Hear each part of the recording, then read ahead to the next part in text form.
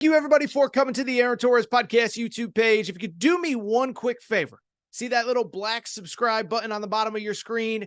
Go ahead, hit that little black subscribe button. Really does help this channel grow, my audience grow, and I appreciate it more than you know.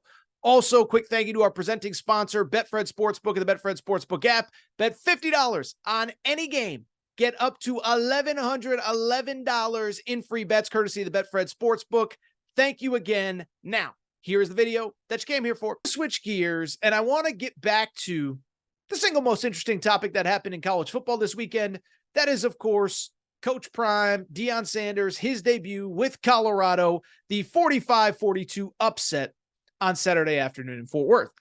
And if you follow this channel, we've talked already a lot about it. We talked about the win, what it means for Colorado, what it means for Coach Prime, how it proves this, how it proves he's already a great coach in this sport. He has been dating back to the Jackson State days. Then we kind of did a follow-up after the media dust-up where he kind of defended his players in the media. I had no problem with what he did. He is allowed to defend his guys if media members come after him. But I bring it up because what I thought was interesting was that over the last day or so, a very interesting quote emerged from Shedeur Sanders, Coach Prime's son, about his debut at Colorado at the FBS level. And it's interesting, right? I'll be blunt, is that I try to cover this stuff as much as I can. I try to be as knowledgeable as I can, talk to as many people as I can, all that good stuff. But I bring it up because even sometimes stuff falls through the cracks for guys like me who do this full-time as a living. And what I mean by that is this, is that, look, I knew Shedeur was good. I said it a million times. If you're offered by Bama, if you're offered by Georgia, if you're, you complete 70% of your passes at any level, like he did last year at Jackson State, you have a 40-6 touchdown interception ratio, you're clearly probably pretty good. What I don't know that I realized necessarily, though, was the pushback that I guess he got when Coach Prime got the job. And basically at the introductory press conference, basically said, this is my quarterback. This is my son, Shedeur. Get to know his face and get to know his name. Well, there was pushback. That was a lot of what Coach Prime, kind of was upset about in the post-game press conference. But I bring it up because I actually saw an interesting quote from Shedeur about it as well. Remember, Shedeur, of course, he had some comments after the game to the Fox crew, Jenny Taft and all them, just about the experience, about the moment, about this, about, you guys thought all us FCS guys didn't belong. Well, we proved you wrong. Well, it was interesting because after the game, Shedeur was asked about the difference between the FCS level and the FBS level. I thought he gave a very, very interesting and insightful answer. This is what he said about the switch from the FBS to the FCS. He said the only difference between the FCS and this level is the D-line gets off blocks if you try to scramble up faster. Everything else, you've got good players, good DBs, good wide receivers, everything else like that. You just have more of them on the field at once. I'll be blunt. I hadn't really thought about it, but it is very interesting. And I do wonder if maybe part of the, listen, for the record, I was the guy that said Colorado plus 20.5 was my best bet of the week. I knew they'd be good. I didn't know they'd be this good. I didn't know they'd be good this quick. And so I bring it up because I thought Shedeur's comments were very interesting and maybe speaks to something bigger that we need to be talking about. Is there that much of a gap anymore? And if maybe there is, maybe there isn't, but I think it's an interesting conversation anyway. And I think it's sparked a lot by these Shedeur Sanders comments. And I think, by the way, there's some truth to it. Now, look, as Shedeur said, D linemen, they're just different, right? No disrespect to whomever, whatever, whether it's the FCS schools, whether it's the HBCUs, whether it's the Yales, the Harvards, the whatever, the D linemen at the Power 5 level are just different, right? There's just only so many 6'4" guys that are 280 pounds that can run 4.4 40s, and most of them end up at Georgia and Alabama. And my guess is, by the way, as Coach Prime gets more comfortable at Colorado, he's going to get a few of those as well. But I was thinking about what Shedeur said, and I thought it was interesting because I do wonder if the gap is getting smaller, right? We have the transfer portal now, and it just feels like guys are going up and down levels all the time.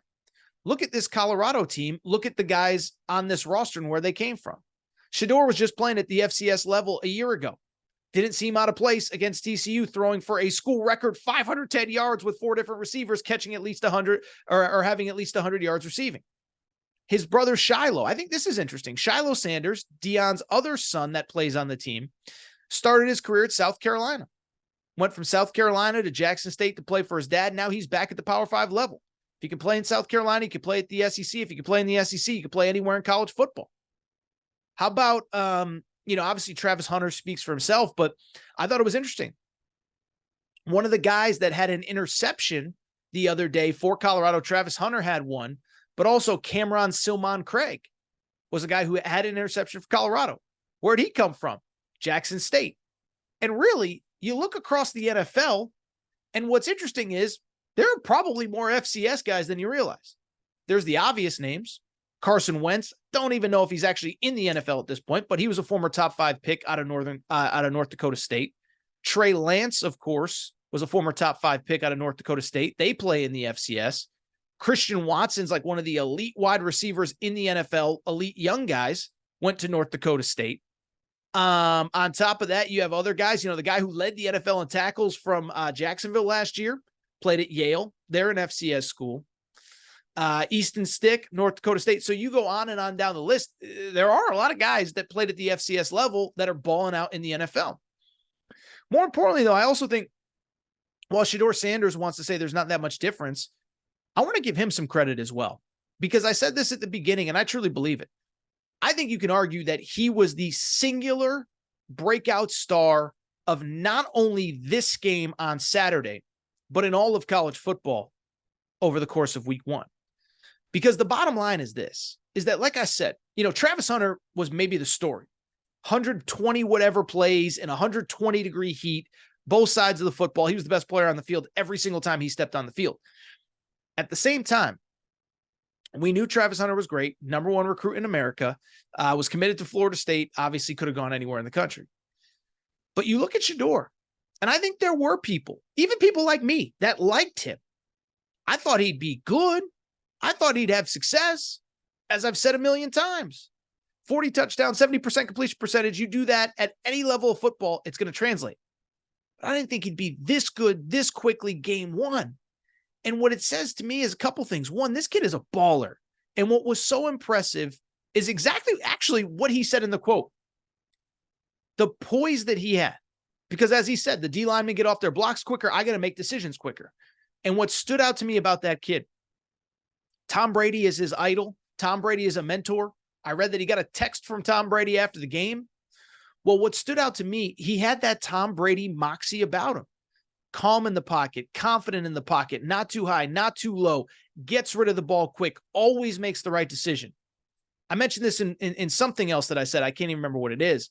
But I go back and I don't really remember many bad throws. I don't know that I remember any bad throws. I mean, there was a one that slipped through Travis Hunter's hands, and I love Travis Hunter, so I'm not criticizing him. But at the same time, you go back in that game, 510 yards, 81% completion. He obviously didn't have too many bad throws.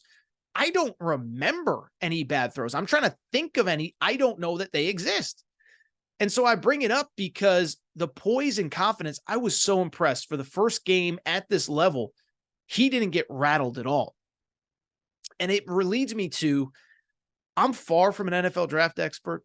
I don't sit there and break down tape of this and that and the other thing and, break down offensive guard tape from the MAC. That's not what I do. That's not where my strength is. But I saw a dude on Saturday. I was like, outside of Caleb Williams, maybe Drake May, why not Shedeur Sanders? Shedeur Sanders, I'll tell you this. Shedeur Sanders showed me more in one game than Quinn Ewers has showed me his entire career. That's just the truth.